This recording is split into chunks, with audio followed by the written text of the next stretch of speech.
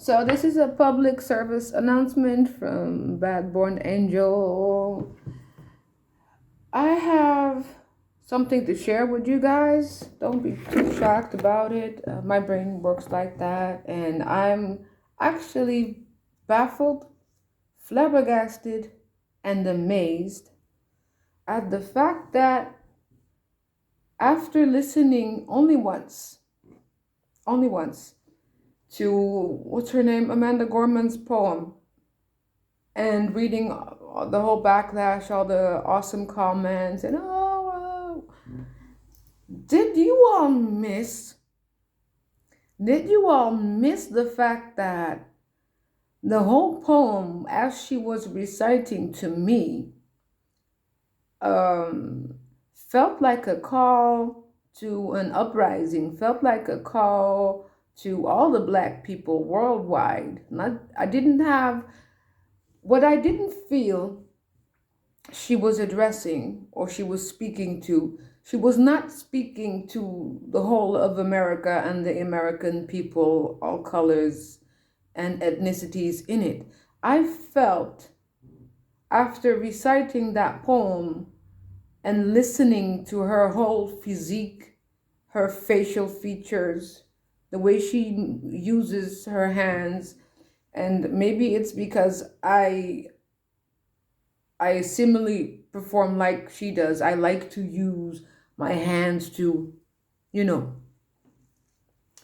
give extra character to the meaning of the words I'm saying. And then I had this other thought, like, if they would have known, if the White House or the people working in that campaign for Biden would have known what the emotional content and intensity of that poem was, I wonder if she would have been able to read it the way she wrote it.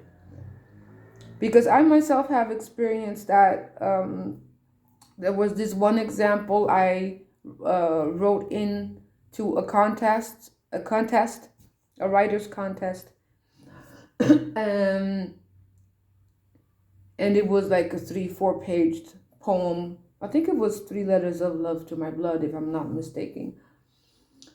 And as the jurors were reading the text, because it's just flat text, you don't have the emotion, you don't have the intensity, you don't have the anger or the sadness or the pride. You don't feel or read that, not unless the poet comes together with his or her poem and delivers the message complete.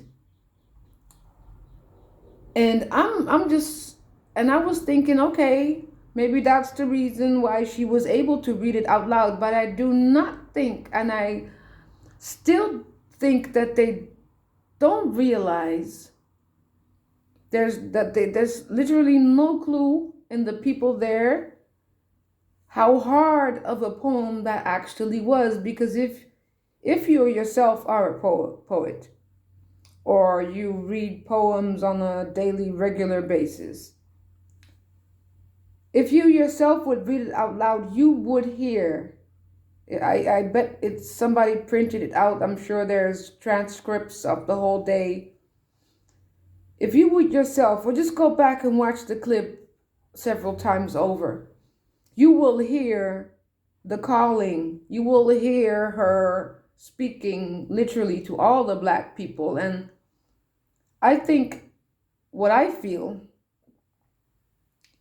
and what I concluded was from that, what I could take away, and from what I understood her to be explaining, that this is a topic I've been writing about myself for ages, that we ourselves need to go into ourselves and find our light and shine our light, instead of pointing our fingers across from the stage and blaming other people for trying to dim our light, or giving our light another color, another name, another adjective.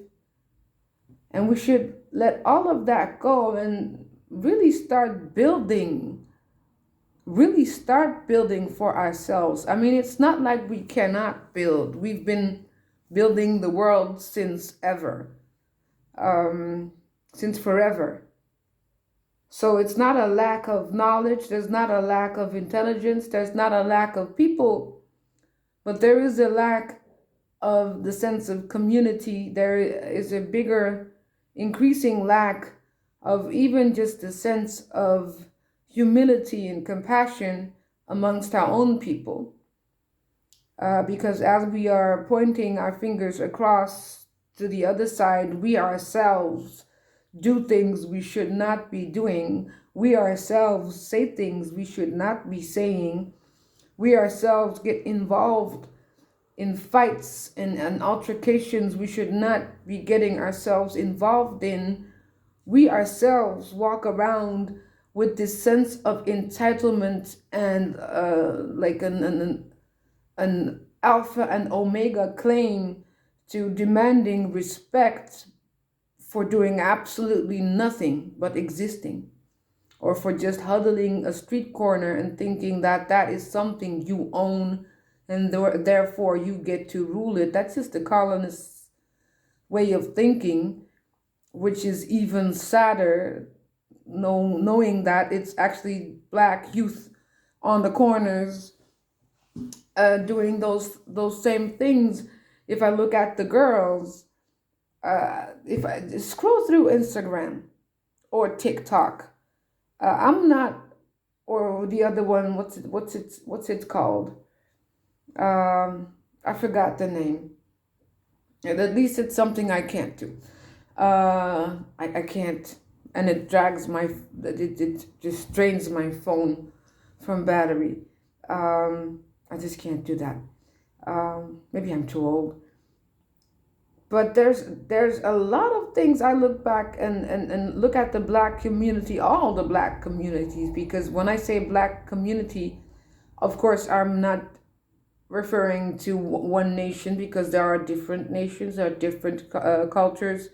We come from different continents, different places of the world. We all have our own heritage. We all have our own, to each his own language.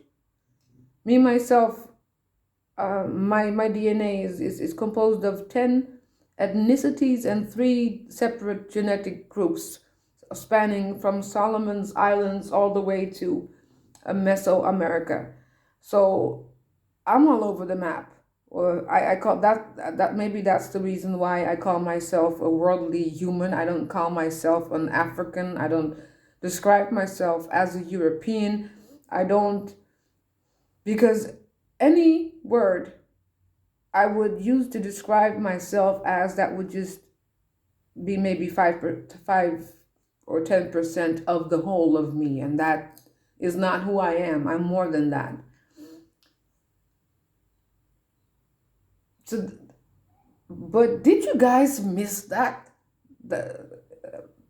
I haven't heard a single news outlet. I haven't heard a single influencer on YouTube or on Instagram or on Twitter or on Facebook or on Discord, for that matter, talking about the fact that what she actually was doing could cause, and should cause a revolution amongst the people. And it's sad to realize that people missed that they got so stuck up on the fact that there was this black girl on the steps of the White House performing a poem for the newly inaugurated president of the United States, but then stay there and pause at that moment, but forget to step back a couple of inches or meters or yards or kilometers even, or miles, just to switch it up,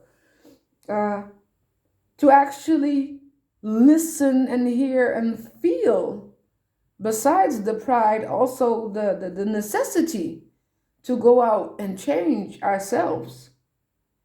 because we ourselves have been stuck in ways that we have big, really, really big issues and troubles with,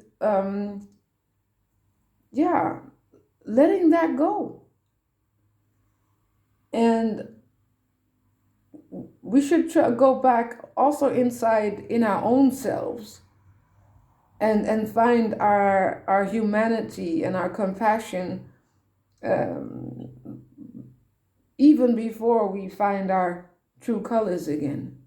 Because I think it's important on the way back to knowing yourself.